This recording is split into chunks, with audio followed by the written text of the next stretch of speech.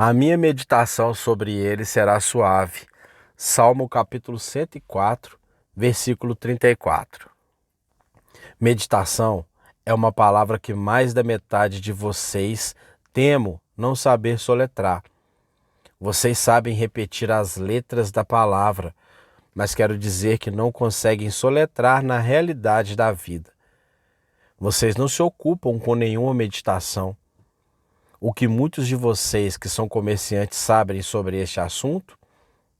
Vocês se levantam de manhã, bem a tempo de tomar seu assento de costume no ônibus. Vocês correm para sua casa de contabilidade para pegar suas cartas e lá continuam o dia todo. Para negócios quando estão ocupados ou para fofocar quando os negócios estão monótonos. E à noite vão para casa muito cansados e cansados para a recreação saudável de suas mentes. Semana após semana, mês após mês e ano após ano. Ainda é com vocês uma eterna rotina, rotina, rotina. Vocês não têm tempo para meditação e vocês acham, talvez, que se vocês separassem meia hora no dia para ponderar sobre os assuntos pesados da eternidade, seria para vocês uma clara perda de tempo. É muito sábio de sua parte economizar seus minutos, mas suponho que se meia hora por dia pudesse lhe render 100 libras, você não diria que não poderia pagar, porque sabe como estimar o lucro pecuniário. Agora, se você realmente soubesse igualmente como contar o grande lucro da meditação, consideraria um ganho positivo para si mesmo para passar algum tempo nela, pois a meditação é mais proveitosa para o espírito, é uma ocupação extremamente saudável e excelente. Longe de ser tempo ocioso, é um emprego judicioso do tempo. Não imagine que o homem meditativo seja necessariamente preguiçoso. Ao contrário, ele estabelece a melhor fundação para as obras úteis. Ele não é o melhor aluno que lê mais livros, mas aquele que mais medita sobre eles. Ele não aprenderá mais sobre divindade, que ouve o maior número de sermões, mas aquele que medita mais devotamente sobre o que ouve. Nem será um estudioso tão profundo que toma volumes pesados uns após outro, como aquele que, lendo pouco a pouco, preceito sobre preceito e linha sobre linha, dirige o que aprende e assimila cada sentimento ao seu coração pela meditação, recebendo a palavra primeiro em seu entendimento e depois recebendo o espírito da coisa em sua própria alma. Quando ele lê as letras com seus olhos, é meramente mecânico, mas para que ele possa lê-las em seu próprio coração, ele se retira para meditar. A meditação é, portanto, um emprego muito excelente. Não é fruto da apatia ou da letargia, mas é um modo satisfatório de empregar o tempo e muito remunerador para o espírito. Deixe-nos contar alguns de seus usos. Primeiro, acho que a meditação fornece à mente um pouco de descanso. É o leito da alma. O tempo que um homem gasta em descanso necessário, ele nunca considera desperdiçado, porque ele está se refrescando e se renovando para mais esforço. A meditação, então, é o descanso do espírito. Oh, diz alguém, preciso de descanso. Aqui estou eu, faminto e labutando incessantemente por meses. Preciso de um dia de excursão. Preciso fazer isso e aquilo. Sim, e tal recreação, em seu devido lugar, é desejável.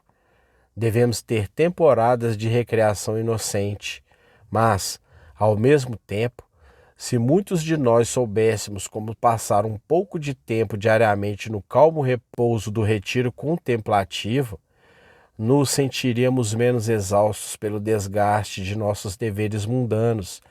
Meditar seria para nós uma recreação salutar, e em vez de ficarmos sem fôlego e trabalhar até que uma pausa fosse obrigatória, deveríamos espalhar nossos intervalos de descanso e revigoramento ao longo do ano inteiro e garantir uma pequena porção todos os dias, afastando-nos da multidão agitada para meditar sobre qualquer assunto que desejássemos que ocupasse o lugar mais honroso em nossa mente. Assim, como uma mudança de postura alivia o cansaço do corpo, uma mudança de pensamento evitará que seu espírito se torne lânguido. Sente-se em uma câmara silenciosa ao anoitecer, abra a janela e olhe para as estrelas brilhantes de Deus e conte aqueles olhos do céu. Ou, se preferir, pare no calor do meio-dia e olhe para a multidão movimentada nas ruas e conte os homens como tantas formigas no formigueiro deste mundo. Ou, se não se importa em olhar ao seu redor, sente-se e olhe para dentro de si mesmo e conte os pulsos do seu próprio coração e examine os movimentos do seu próprio peito. Às vezes, é bom refletir sobre o céu. Ou se você é um homem que ama se deleitar com o futuro profético, vire a página mística e estude as visões sagradas registradas no livro de Daniel ou no livro do Apocalipse. Ao entrar nessas complexidades sagradas e meditar sobre esses símbolos impressionantes, você se levantará do seu estudo poderosamente revigorado. Você vai achar que é como um sofá para a sua mente. Você retornará ao seu negócio com o espírito melhor. Você pode esperar outra coisa sendo iguais, ganhar mais naquele dia do que você já ganhou antes, pelo doloroso sistema de trabalho penoso ininterrupto. Mas a diversão do pensamento descansará, fortalecerá e fortalecerá seus nervos e permitirá que você faça mais trabalho e também o faça melhor. A meditação é o divã da mente. Novamente, a meditação é a máquina na qual a matéria-prima do conhecimento é convertida para os melhores usos. Deixe-me compará-la a um lagar. Lendo, pesquisando e estudando, colhemos as uvas, mas é pela meditação que esprememos o suco dessas uvas e obtemos o vinho. Como é que muitos homens que leem muito sabem muito pouco? Que multidão de estudiosos pedantes temos, que podem recontar livros após livro, do velho Exíduo ao último volume do catálogo de Ward, mas eles sabem pouco ou nada, afinal. A razão é que eles leem tomo após tomo e guardam conhecimento com confusão pesada dentro de suas cabeças, até que tenham colocado tanto peso em seu cérebro que ele não pode funcionar. Em vez de colocar fatos na prensa da meditação e fermentá-los até que possam tirar inferências, eles os deixam apodrecer e perecer. Eles não extraem nada do doce suco da sabedoria dos preciosos frutos da videira.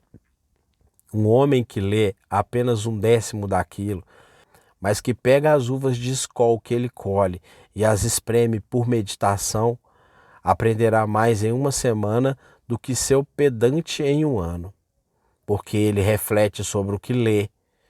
Gosto, quando leio um livro por cerca de meia hora, de caminhar um pouco e pensar sobre ele. Fecho o volume e digo: agora, senhor autor, você fez seu discurso, deixe-me pensar sobre o que você disse. Uma pequena meditação me permitirá distinguir entre o que eu sabia antes e o novo assunto que você me comunica, entre seus fatos e suas opiniões, entre seus argumentos e aqueles que eu deveria fazer a partir das mesmas premissas. Os animais, depois de comerem, deitam-se e ruminam. Eles primeiro cortam a grama e depois as digerem. Então, a meditação é a ruminação da alma. Assim obtemos aquele nutriente que alimenta e sustenta a mente. Quando tiveres colhido flores no campo ou jardim, arranja-as e amarra-as com um cordão da memória, mas toma cuidado para não as colocares na água da meditação, senão elas logo murcharão e servirão apenas para o montouro. Quando estiveres colhido pérolas do mar, lembra-te de que terás colhido com elas muitas conchas inúteis e muita lama. Contas, portanto, e classifica-as na tua memória. Guarda o que vale a pena preservar. e mesmo assim deves abrir a ostra para extrair a pérola e poli-la para que pareça mais bonita. Não podes pendurá-la no colar das tuas mentes até que tenha sido esfregada e enfeitada pela meditação.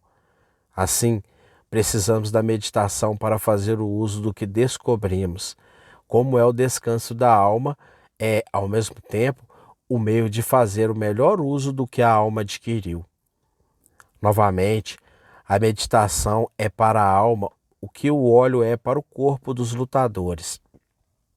Quando aqueles velhos atletas saem para lutar, eles sempre tomam cuidado antes de irem para se lubrificarem bem, para tornar suas juntas flexíveis e aptas para o trabalho. Agora, a meditação torna a alma flexível, faz com que ela possa usar as coisas quando elas vêm à mente. Quem são os homens que podem entrar em uma controvérsia e obter a maestria? Ora, os homens que meditam quando não estão sozinhos. Quem são os homens que podem pregar? Não aqueles que andam por aí e nunca comungam apenas com seus próprios corações, mas aqueles que pensam seriamente, tanto quanto ninguém está perto deles quando há uma multidão ao redor deles. Quem são os autores que escrevem seus livros e mantêm o suprimento constante de literatura? Eles são homens meditativos. Eles mantêm seus ossos flexíveis e seus membros aptos para o exercício, banhando-se continuamente no óleo da meditação. Quão importante, portanto, é a meditação como exercício mental para ter nossas mentes em constante prontidão para qualquer serviço. Assim, indiquei a você que a meditação é útil em si mesma para todo homem, mas você não veio aqui para ouvir um ensaio meramente moral.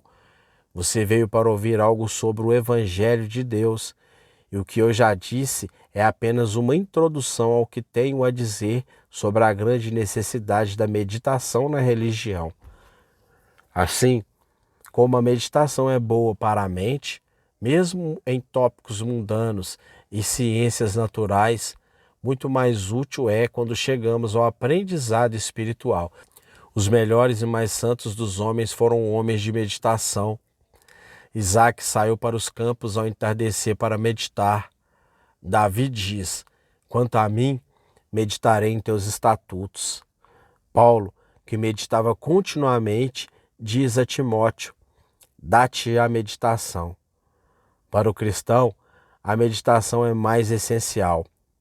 Eu quase questionaria o ser de um cristão e negaria positivamente seu bem-estar que vivia sem meditação habitual. Meditação e oração são irmãs gêmeas e ambas me parecem igualmente necessárias para uma vida cristã. Acredito que a meditação deve existir onde há oração, e a oração certamente existirá onde há meditação.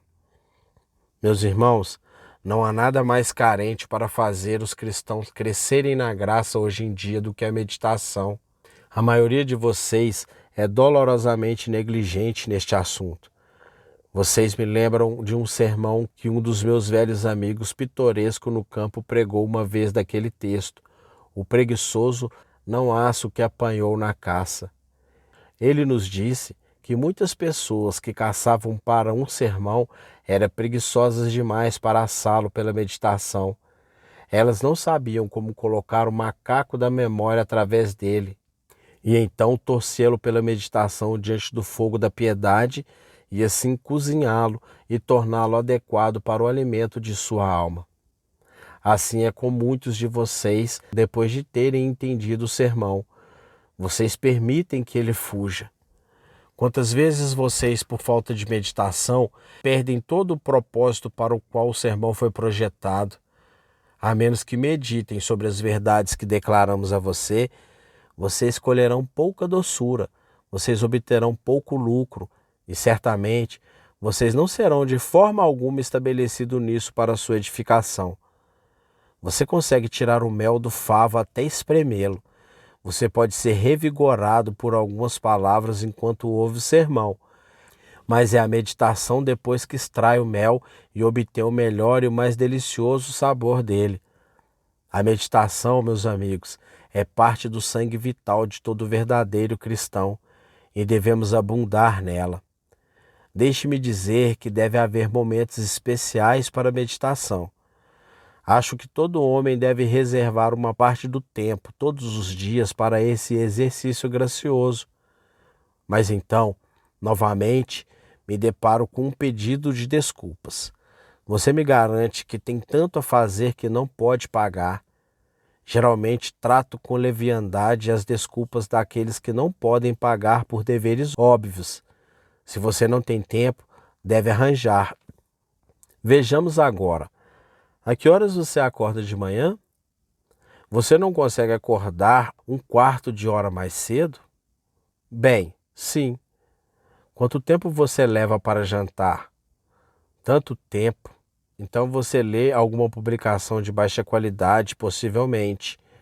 Bem, por que você não poderia passar esse tempo em comunhão tranquila com sua própria alma?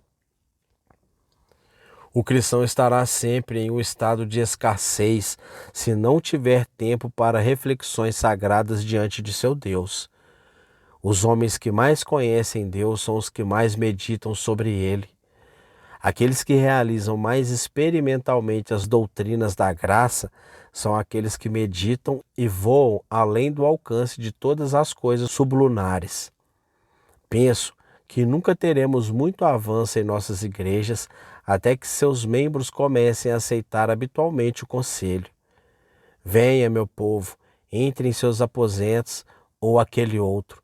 Comungue com seu próprio coração em seu aposento e fique quieto, até que o barulho dos negócios diminua um pouco e nos entreguemos a pensamentos mais calmos, e no silêncio solene da mente encontramos de uma vez nosso céu e nosso Deus.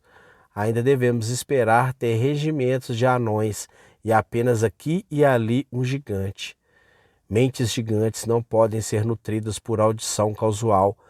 Almas gigantes devem ter meditação para apoiá-las. Vocês seriam fortes? Vocês seriam poderosos? Vocês seriam valentes para o Senhor e úteis em sua causa? Tome cuidado para seguir a ocupação do salmista Davi e medite. Esta é uma ocupação feliz.